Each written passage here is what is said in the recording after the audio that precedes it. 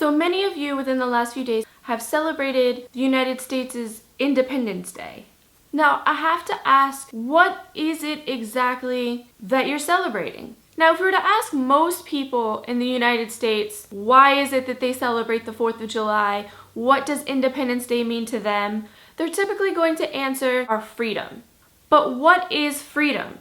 The power or right to act, speak, or think as one wants without hindrance or restraint.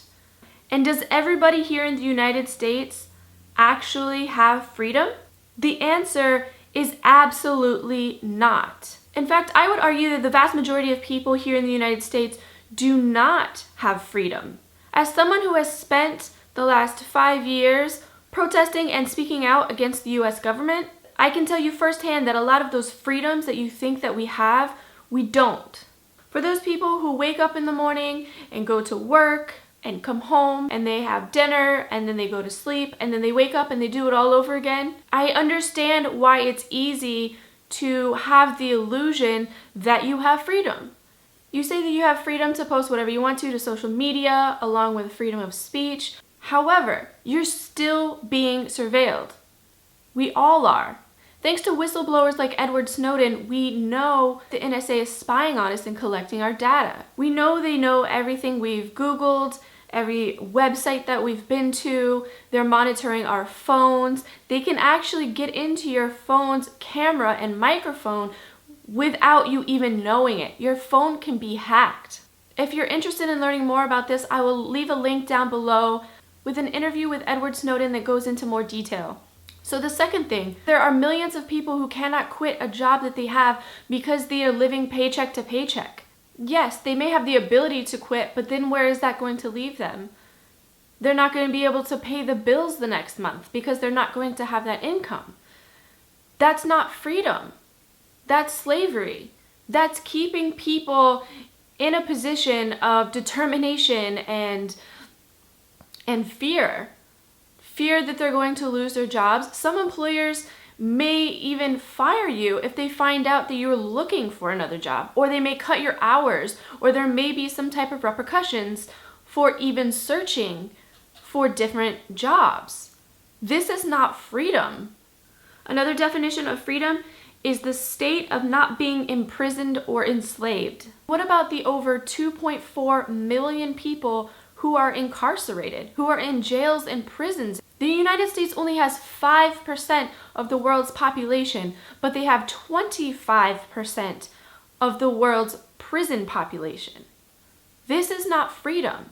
One of the reasons that bullying is such an epidemic in this country is because it's all we see. I was both a victim and a perpetuator of bullying when I was in grade school, and it doesn't stop. For some people, it may appear to have stopped as you got out of, middle school or high school, but it doesn't, because then a lot of those people go into the US military and do the exact same thing to other countries, specifically to Black and brown people throughout the globe. So what is the definition of imperialism? Imperialism is a policy of extending a country's power and influence through diplomacy or military force. By definition, the United States is an imperialist country.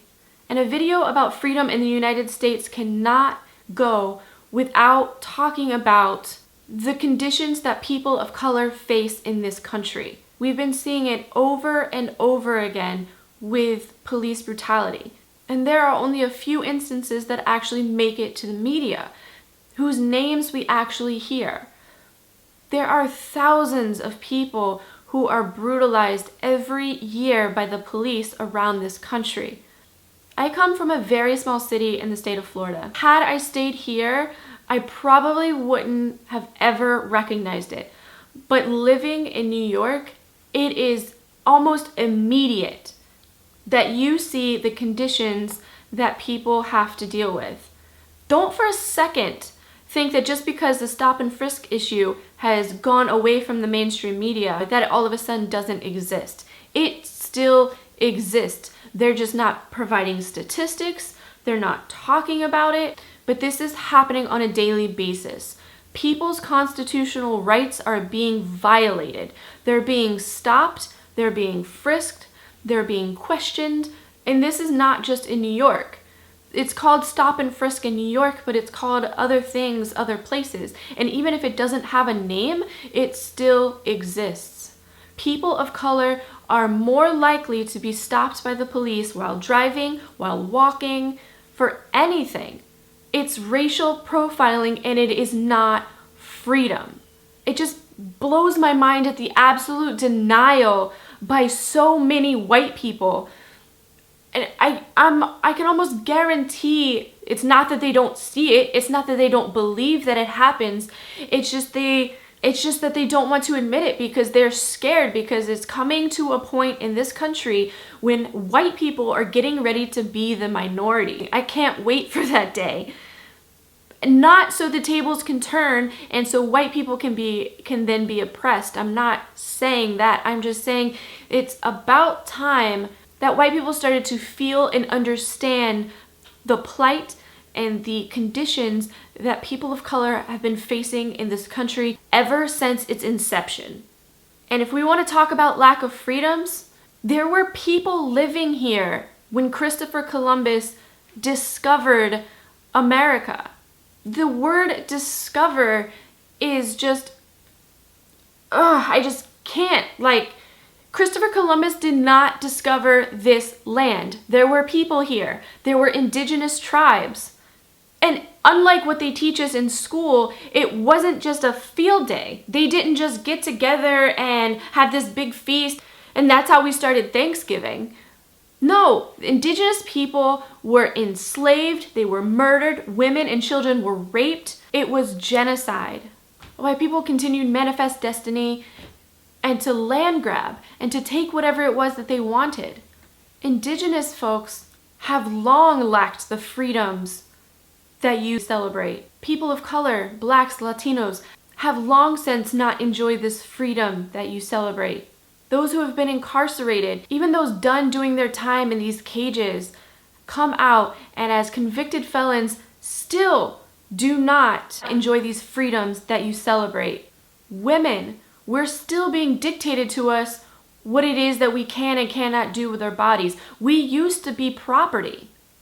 It sent me into a frenzy when I learned that Mr. MR is short for master and MRS is short for masters. We were property. And in many religions, we're still looked at as property. It pisses me off to no end that the Bible preaches that a woman is supposed to be subordinate and obey her husband. Fuck that. I want a partner.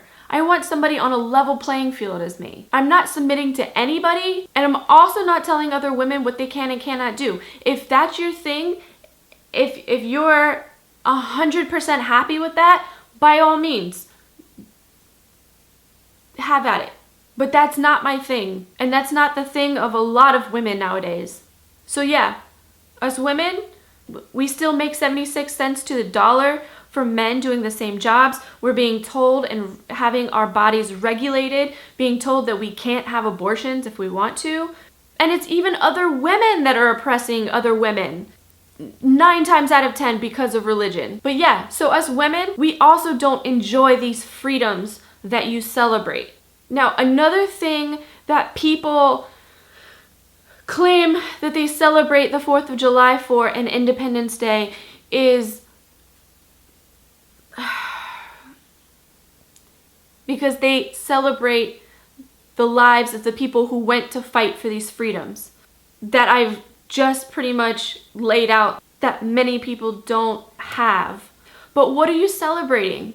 You're celebrating bullying. You're celebrating terrorism. Terrorism is the use of violence and intimidation in the pursuit of political aims. That is what the US military is doing all over the world. I don't understand why it's so difficult to comprehend that people around the globe do not like the United States solely because of the way that we are treating people all over the world. The lives of people in the United States are not more important than the lives of anybody elsewhere.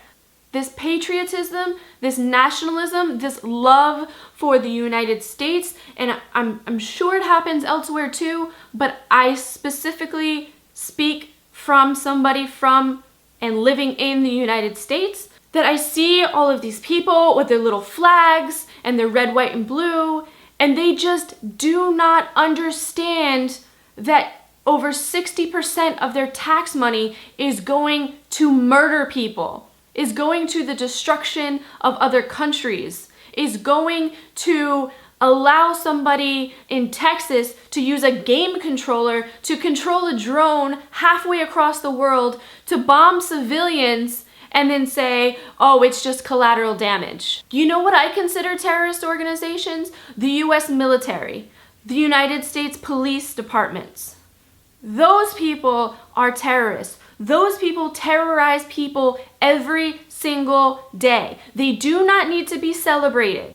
And the ridiculousness of all of this is that the very same people who claim that these people are fighting for our freedoms so we can feel safe are the exact same people who are going to leave me death threats in the comments. And the other tired ass line that they're going to use is, if you don't like it here, why don't you just leave? Why don't you just go somewhere else? I have been told, I can't even describe to you how many times I've been told this line. It's just fucking annoying. Just stop it. No, I'm not going anywhere else. There's thousands of us that are not going anywhere else. We are going to stay right here because we believe in a better United States. Some of us don't believe in borders or nationalism at all. But right now, while we still have countries, we are going to try to make this a better place. We are going to educate people and talk to people about the atrocities that are going on in our name. We have blood on our hands. If you pay tax money, you have blood on your hands. Whether we like it or not, we don't get a choice about where our tax money goes. We are absolutely required to pay it. They will come after us for everything we own if we don't. We will go to prison if we don't pay taxes. And I don't have a problem with taxes. I don't mind paying taxes. But I want to see taxes go to education. I want to see teachers being paid one of the most, the highest wages in the entire country.